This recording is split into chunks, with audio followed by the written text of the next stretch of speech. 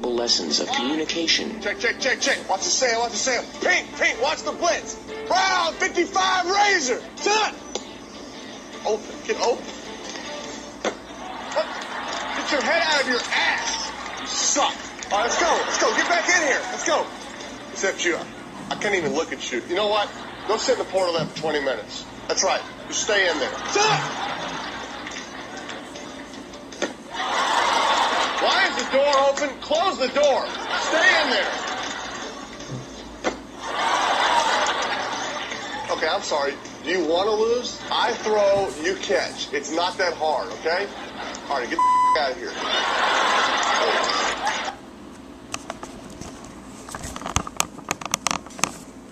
All right, folks. Basically, that is one of the funniest skits you'll ever see done by a professional athlete. I'm Uncle Dogmatica. I'm here for Pyromaniac.com, and this is the Peyton Manning 2010 Fantasy Outlook video. And alright, as you can see, this guy he's something special. There's something different about this guy. He's easily the funniest athlete there is. I mean, actors, they do their thing, they know what they're doing up there, but athletes, they aren't supposed to be funny. This guy is hilarious. I mean, everything he does turns to gold, and I don't know, I can't take my eyes off him.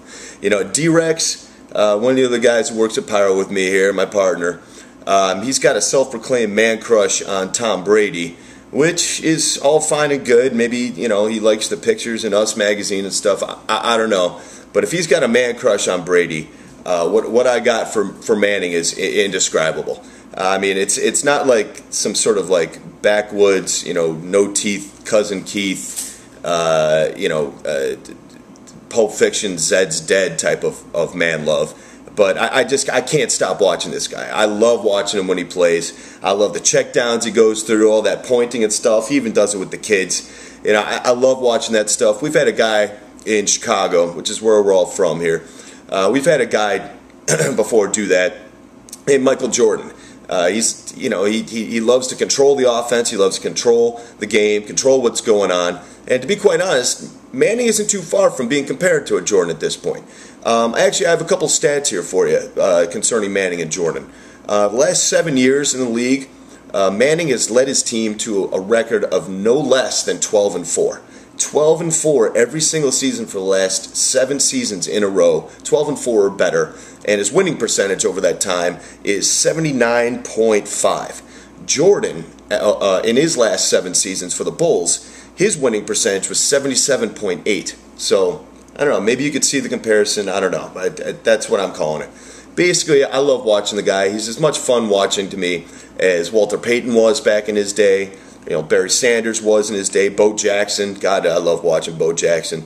You know, and even as much as I hated the Lions, I'll admit it, Barry was a lot of fun to watch.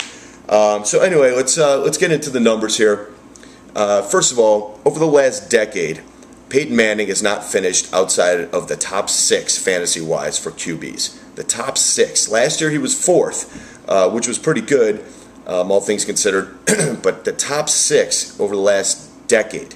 Basically, he's the most surefire bet that there is in the NFL today when it comes to fantasy.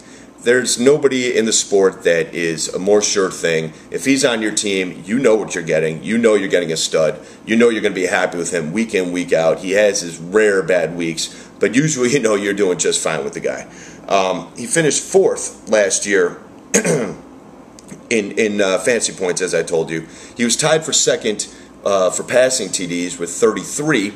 Now, the leader had 34, and I believe because Peyton Manning missed 5 quarters in those last 2 games because Bill Polian decided to sit him out, which is inexcusable, I think, especially from a fantasy perspective. But anyway, if you give him those extra 5 quarters, he takes the crown in passing TDs. He also had 4,500 passing yards. The leader was Matt Schaub. You give him those extra 5 quarters, he goes up over 4,800 yards, and he beats him out there too. So, I mean, Manning basically had the best year fantasy-wise for anybody, especially in points per game if you're looking at it from that way. Anyway, Manning pretty much, he keeps getting better. He just keeps getting better and better. Last year he didn't have Marvin Harrison. his go-to guy for the last 12 years, ever since he's been in the league. Harrison's been his go-to guy. So Reggie Wayne has to step up and get into the wide receiver 1 role. Besides that, Anthony Gonzalez was the number 2. He goes out in the first game. He doesn't come back for the rest of the year. So basically, he's got Austin Collie, a rookie, and a no-namer, came out of nowhere, basically, in a Pierre Garçon to throw to. Of course, he has Dallas Clark, who is an all-world tight end at this point. 10 TDs, 1,100 yards, 100 catches. That's sick for a tight end. But I don't know. Is it Dallas Clark or is it Peyton Manning? I don't know. Either way, Manning is setting records for himself as well. Last year, he had the best completion percentage that he's ever had, in 68.8. He also threw for the most completions he's ever had in a year for his career. Another one is he also took the least amount of sacks he's ever taken. He only took 10 sacks last year. His offensive line doesn't look like it's going to change much at all this next year. So let's get into the stats and what he's going to do for this next year at this point, actually. His offensive line is pretty much intact, so he'll be passing all over the place again, of course. He gets rid of that ball so quickly anyway, I don't even think it matters who his offensive line is. But they'll be intact next year. He's going to have the same receiving core plus Anthony Gonzalez coming up again this year. So he'll be just fine there. He'll have another year to blend with Collie and with Garçon. We'll have another year under his belt with the offseason with Gonzalez. So all bodes well on that corner. Dallas Clark looks like he's only getting better as well, so we'll have him again. And lastly, there's another thing to consider. Manning lost the Super Bowl last year, and all bets should be on him this coming year. He's going to be pissed off. He's going to be really upset about what happened last year, although I don't think anybody could have beaten the Saints. I don't even think the 85 Bears could have beaten the Saints last year. They had some sort of, angel on their shoulder or lucky horseshoe or whatever you want to call it. I don't think anybody was beating them, but Manning lost, and when he loses stuff like that, he gets pissed off. I guarantee you he's been in the film room all off season, and he's going to be psyched and primed for this next year. When it comes to the fantasy playoffs for 2010, the last 4 weeks of the season, so basically it doesn't matter when you start the playoffs or end the playoffs, whether it be week 14 you're starting or week 17 you're ending, those teams that he's playing are Tennessee, Jacksonville, Oakland, and Tennessee again.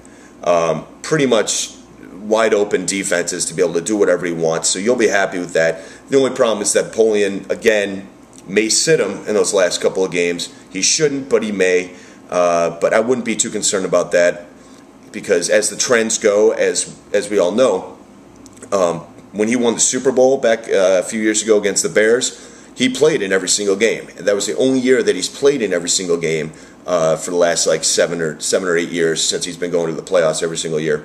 So if Napoleon takes his head out of his ass and realizes this, he'll let him play every game.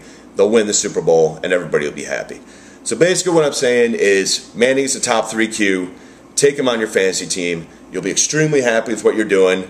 Watch all his commercials, watch his skits. You'll be happy watching that too. Come to Pyromaniac.com. Get what's going on. Thanks a lot, guys. See you later.